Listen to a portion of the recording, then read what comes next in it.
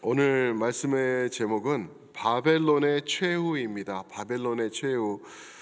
오늘 이렇게 바벨론에 대해서 18장에서 이렇게 언급을 하고 있죠. 그리고 계속돼서 이제 바벨론이 전후로 이렇게 몇 번씩 나오는데, 사실 바벨론 하면은 저희가 잘 알죠. 남유다를 멸망시킨 그 나라인 것을, 그 성이었던 것을 우리가 알 수 있습니다. 구약에 나오는 말씀이라는 거죠. 근데 이 요한계시록을 해석할 때 저희가 한 가지 기억해 두면은 정말 좋을 게 뭐냐면은 구약과 직결된다는 거예요. 구약과 직결돼서 구약에 일어났던 사건들과 그 현장들을 가지고 와서 이제 지금 일어나고 있는 일, 그리고 앞으로 일어날 일을 이렇게 예언해 주는 듯이 사용을 합니다. 요엘서도 그렇고 예레미야서도, 에스겔서도, 그리고 뭐 사무엘상 뭐 이런 데서 바벨론의 이야기가 나오는 것을 그대로 이렇게 사용하는 것을 봅니다. 바벨론 하니까 우리는 앞으로 드러날 것인 것을 생각하는데, 가만히 생각해 보면은 구약 거라는 거죠. 구약에서 있었던 거죠. 그래서 구약에는 바벨론이 어떤가 잠깐 말씀을 드린다고 하면은, 사실 이 바벨론이라는 그 스피릿, 그 영과 그 모습은 창세기 11장까지 올라갑니다. 바벨탑이 나오죠. 바벨탑이 나오는 데서 이제 바벨론이라는 말이 연결이 되는 것을 우리가 알 수가 있죠. 그래서 바벨탑 사건 하면은 하나님을 대적하던, 하나님 필요 없어, 우리가 잘 하면은 돼, 우리 힘으로 할 수 있어, 뭐 그런 게 필요해, 그래서 우리 떠나지 말고 하나님은 땅 끝까지 이렇게 하라 그랬는데 우리는 여기 모여서 살자 하면서 하나님을 거스르는 세력이 바로 바벨탑 사건이죠. 그러니까 거기서부터 그 영이 계속돼서 되는 건데, 나중에는 뭐 열왕기하 24장, 25장, 다니엘서 5장 같은 데 보면은 이제 느부갓네살의 바벨론이 나오죠. 니오 바벨론인 거죠. 그 새로 만들어지는 그 바벨론 역사, 무슨 말이죠? 이 왕은 하나님을 거스르던 왕이라는 거죠. 그렇게 지속되는 이 악한 영의 세력이 이제 느부갓네살 왕을 통하여서 또 유다가 정복당하고, 또 하나님의 백성들이 끌려가고 뭐 이런 내용들이 있는데, 그렇게 70년을 지나게 되죠. 70년 지난 다음에 그 다음에 누가 나타나죠? 바사의 어떤 왕이죠? 고레스 왕이 나타나죠. 그죠? 고레스 왕이 나타나가지고 이제 바벨론을 물리칩니다. 그래서 이제 하나님의 백성들 돌아가서 성전도 재건하고 다시 만들고 이제 그러라고 에스라, 느헤미야서가 또 이제 그렇게 또 쓰여지는 것인 것을 우리가 볼 수가 있죠. 예레미야서 51장을 보시면은 바벨론의 심판에 대해서 하나님이 이렇게 말씀하십니다. 하나님께서 바벨론을 멸하심을 말씀하십니다. 62절에는 그 땅을 멸하여 영원한 폐허가 되게 예언하실 것이다 라고 말씀하십니다. 하나님을 대적하는 세력 바벨론, 그리고 하나님이 지켜보시고 계셨고 하나님이 가장 사랑하는 당신의 백성들을 공격하고 악하게 몰아가고 죽이던 세력이 바벨론이라는 거죠. 그리고 하나님은 보다 참다 이제 너희들 끝났어라는 것을 이렇게 선언을 하시는 것을 또 볼 수가 있는 것이죠. 오늘 계시록 말씀도 동일하게 바벨론에 대한 예언이 나오고 있습니다. 21절 보시면은, 이에 한 힘센 천사가 큰 맷돌 같은 돌을 들어 바다에 던져 이르되, 큰 성 바벨론이 이같이 비참하게 던져져 결코 다시 보이지 아니하리로다라고 말합니다. 예를 드는 거죠. 큰 돌, 맷돌 같은 돌을 들어다가 바다에다가 쳐 던져 넣습니다. 그러면 어떻게 되죠? 바다는 모든 것을 삼켜버릴 수 있는 능력이잖아요. 그러니까 이 맷돌, 바벨론을 상징하는 이 맷돌이 바닷속에 첨벙하고 큰 소리를 내면서 물속으로 가라앉아지는 것을 말하고 있죠. 그럼 그게 무엇을 보여주는 거죠? 하나님의 완전한 보복과 완전한 심판이 있을 것이다. 누구를 향한? 바벨론을 향한 그런 심판을 지금 말씀하고 있는 것입니다. 한 힘센 천사가 한 명, 명이라고 할 수 없어요. 그렇죠? 사람이 아니기 때문에 한 힘센 천사가 바벨론을 통째로 들어 바다에 던져 버리는 거예요. 천사들 대단하죠. 그죠? 우리가 천사들 뭐 크리스마스 때 되면 날개 달고 하얀 드레스 입고 예쁜 백인 여자 천사 뭐 그런 정도가 아니라는 것을 우리가 알 수 있죠. 하나님의 천사입니다. 근데 이렇게 심판을 가지고 오는 천사인 것을 보니까 아마도 14장 18절에서 본 불을 다스리는 천사가 아닐까. 불은 하나님의 심판을 상징한다고 말씀드렸죠. 그러니까 하나님의 심판을 담당하는 천사가 직접 나서서 하나님의 원수, 하나님을 대적하던 바벨론 세력을 바다에다 던져버린 것인 것을 우리가 한번 생각해 볼 수가 있습니다. 바벨론의 멸망을 그렇게 보여주고 있죠. 그러면은 이런 멸망이 되므로 바벨론이 어땠다가 어떤 모습으로 바뀔지 그것을 이제 우리가 봐야 되겠죠. 바벨론은 엄청 잘 살던 부유했던 곳이죠. 그러니까 능력도 있고 권력도 있고 군력도 있고 그래가지고 뭐 이스라엘도 삼켜버리고 유다도 뭐 이럴 정도로 그랬던 나라인데 22절부터 보시면은 이런 말씀이 있죠. 기쁨의 소리, 음악, 악기, 세공업자들의 소리, 또 맷돌 소리가 다시 들리지 않을 것이다라고 말합니다. 하나님을 두려워하지 않고 오만하던 바벨론에서는요.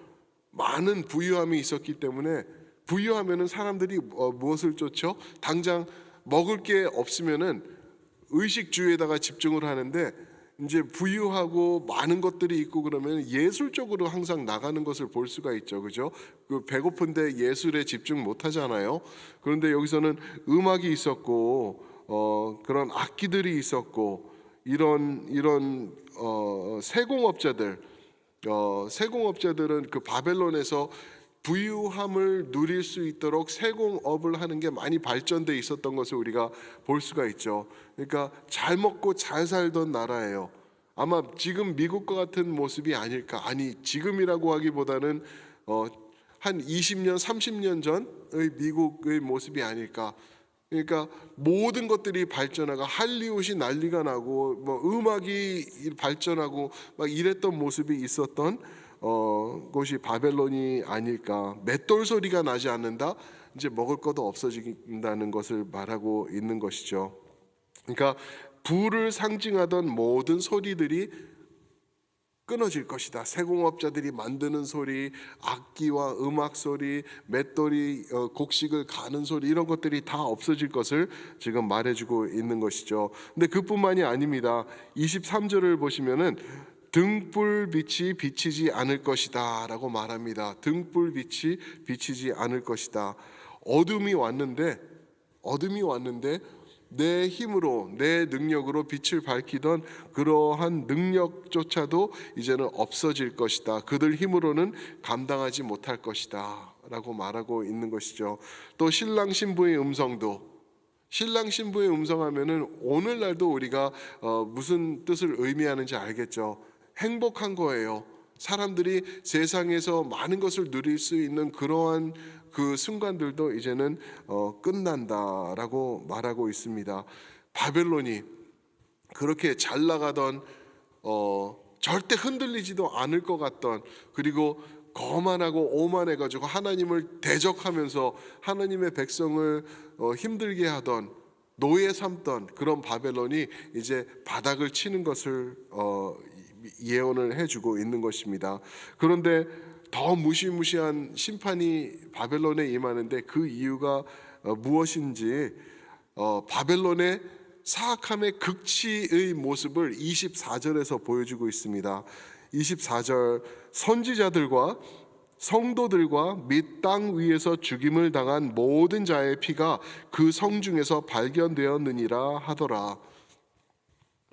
그들의 피가 발견되었더라. 선지자들, 성도들, 그 위에서 죽임을 당한 모든 자들의 피가 발견되었다.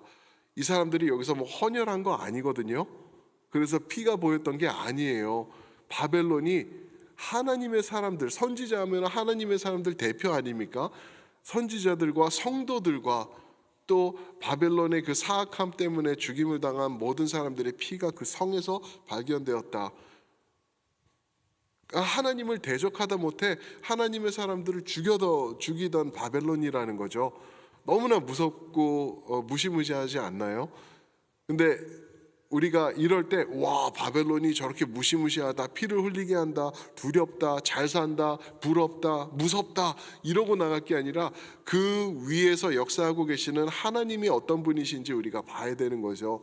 하나님은요, 당신의 백성들이 피를 흘릴 때 그 피 흘림을 나 몰라라 하시는 분이 아니라는 것. 하나님은 그 피 한 방울 한 방울 떨어지는 것 놓치지 않고 보시고 계시는 분이라는 것. 여러분들이 하나님을 섬기며 하나님을 따르며 하나님을 예배할 때 그 고통 가운데 있으신 것, 그 어려움 가운데서도 하나님을 섬기며 예배하며 헌금하며 기도하며 하나님 의지하는 그 모습, 하나님이 하나도 놓치지 않으신다는 그러한 것을 우리가 이 24절을 통해서 간접적으로 우리가 깨달을 수 있다라는 것입니다. 역대상 16장 22절에 보시면 이런 말씀이 있습니다. 이르시기를 나의 기름 부은 자들에게 손을 대지 말며 나의 선지자를 해하지 말라 하셨도다. 내가 세운 사람들, 내가 세운 선지자들 손 대지 마라고 말하는 거죠. 하나님이 무섭게 말씀하시는 거죠. 약간 그렇게 되면 어떻게 되는지 너희가 알지라고 생각해. 근데 어떤 목사님들은 이거를 가지고 내가 기름 받았으니까 나를 함부로 하면은 하나님이 가만두지 않을 거야, 이렇게 해석을 해요. 여러분, 목사뿐만이 아니라 하나님의 모든 백성이 여기 포함되시는 것 아시나요? 여러분들이 다 포함되세요. 누구든지 여러분들을 건드리면은 하나님께서 놀래가지고 그 보좌에서 쳐다보시면서 너 알아서 해. 내가 지금 다 보고 있어. 다 봤어. 그 피 한 방울이라도 내가 놓치지 않았어 라고 말씀하고 계시는 것을 우리가 생각해 볼 수 있습니다.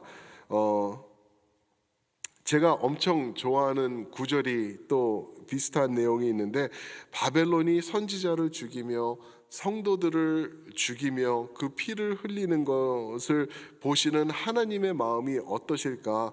스가랴 2장 8절입니다. 한번 들어보세요. 만군의 여호와께서 이같이 말씀하시되 영광을 위하여 너희를 노략한 여러 나라로 보내셨나니. 그러니까 바벨론이 포함되는 거예요. 그죠? 노략한 여러 나라, 바벨론 같은 데로 보내셨나니 너희를 범하는 자는 그의 눈동자를 범하는 것이라. 아멘. 하나님의 사람들을 범하는 자들은 하나님의 눈동자를 범하는, 하나님의 눈동자를 찌른다고 생각해 보세요. 여러분, 눈에 뭐에 찔려 보신 적 있으시죠? 어마어마하게 무섭고 다른 데 머리 맞고 이러는 거랑 달라요. 눈꺼풀이 가만히 안 있어요. 그냥 덮고 피하고 손이 올라오고 난리가 나죠.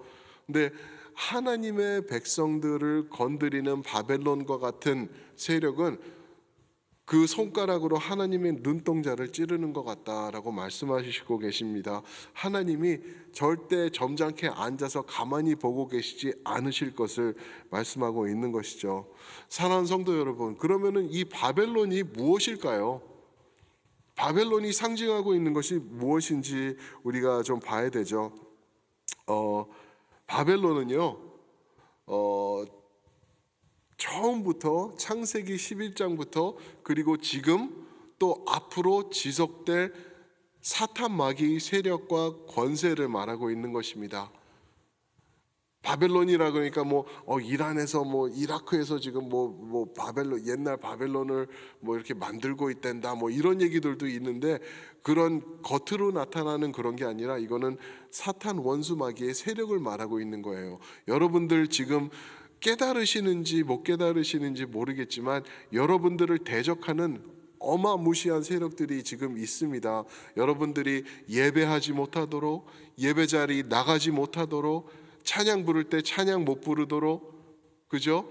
온전한 예배자가 되지 못하도록, 기도하지 못하게, 말씀 앞으로 나아가지 못하게 하는 어마무시한 세력이 있어요. 피곤하니까 그런 거지 무슨 바벨론이 지금 아니요. 그게 바벨론이에요. 하나님과 온전한 관계로 들어가고 하나님과 하나가 되는 관계를 없이 하는 바벨론 세력이 오늘도 존재한다라는 것입니다.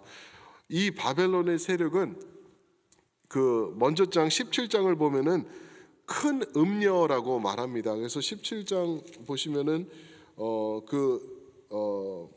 17장에 보면은 음녀의 이마에 큰 바벨론이다라고 써 있다라고 5절에서 말하고 있거든요.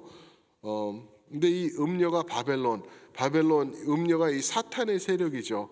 저는 이 17장의 음녀를 이렇게 접하면서 또 바벨론의 이야기를 생각하면서 얼마나 삐까번쩍하게 잘 살았을까 생각하면서 오늘날을 생각해 보면은 어디가 바벨론 같은 모습이 있을까 생각해 보니까 전 세계 사람들이 거기에 미혹해 가지고 그 불빛 때문에 전 세계에서 몰려드는 곳이 미국의 한 곳 있죠. 어디일까요? 다녀오셨잖아요. 저 캘리포니아에서 가까운 라스베가스라는 데가 있어요. 모르시죠? 안 다녀오셔서 그죠? 근데 라스베가스 가는 게 잘못된 거 아니에요. 괜찮아요. 그런데 거기를 봐서 보면은 선한 곳이 없어요.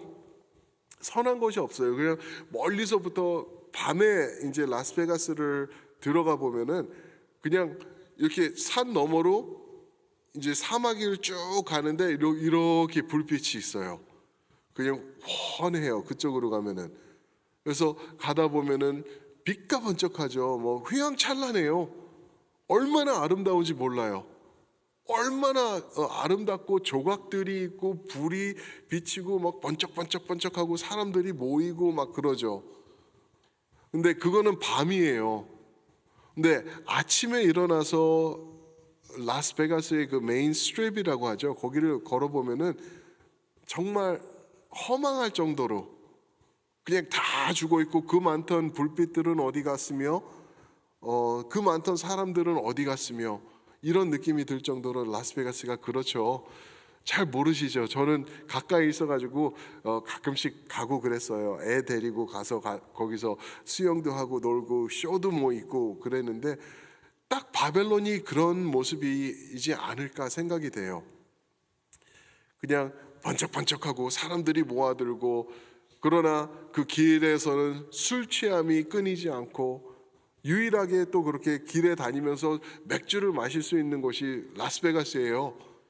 그런가 하면은 또 그 아까 17장에서 음녀를 얘기를 했는데 창녀들이 득실득실하는 곳이 라스베가스에 그 합법화돼 있어가지고 막 가다 보면은 길바닥에 종이가 떨어져 있고 이렇게 종이를 나눠주고 전단지 같은 거죠. 그러면 전부 다 그런 내용들이에요. 사악함으로 그냥 끊임없고 거기서는 선한 것이 나올 수가 없는 곳. 여러분 지금 세상이 그런 곳이라는 것 우리가 깨달아야 됩니다. 그게 바벨론이 다스리는 세상이에요. 오죽하면은 하나님이 21절에서 큰 힘센 천사가 나타나서 이거를 한 번에 바닷속에 던져버릴 정도로 악하고 사악하고 죽음이 이렇게 만연하고 그러는 곳인 것을 우리가 볼 수가 있죠. 사랑하는 성도 여러분, 이 땅에다가요 여러분들과 저는 이 바벨론에다가 소망을 두면 안 될 줄 믿습니다. 여기는 우리가 살 곳이 아니에요. 우리가 지나가는 다리와 같은 곳이에요. 다리는 경치 좋다. 여기 꼭대기에 올라오니까 이러네. 빨리 어서 지나서 건너가자라고 하는 곳이 다리죠. 아무리 이뻐도 다리는 목적은 딱 하나예요. 건너가는 것이에요. 세상이 딱 그런 모습이라는 걸 우리가 깨달았으면 좋겠습니다. 다리 위가 아무리 좋고 좋아 보이고 시닉하고 이쁘다고 하더라도 그 위에다가 집 짓는 사람은 없거든요. 왜? 빌립보서 3장 20절 보니까 우리의 시민권은 하늘에 있는지라 라고 말합니다. 사랑하는 성도 여러분, 여러분들과 저는 하늘에 속한 자들인 줄 믿습니다. 바벨론 힘들 수 있어요. 그 영향력이 우리를 못 살게 굴 수도 있어요. 그러나 거기에 동조하면서, 거기에 따라가면서, 거기에 맞춰 살면서 세상 모습 그대로 살아가는 것은 성도의 모습이 아니라는 것을 오늘 우리 말씀을 통해서 우리가 볼 수 있습니다. 우리 하나님 다 지켜보고 계세요. 여러분들이 힘드신 것, 이 세상에서 믿음 지키기 위해서 피땀 흘리는 노력하시는 것 하나님이 고마워하시면서 지금 보고 계시고, 그 원수는 하나님이 꼭 갚아주실 그 시간이 오고 있다는 것 믿으시길 축복합니다. 아멘. 우리 한번 함께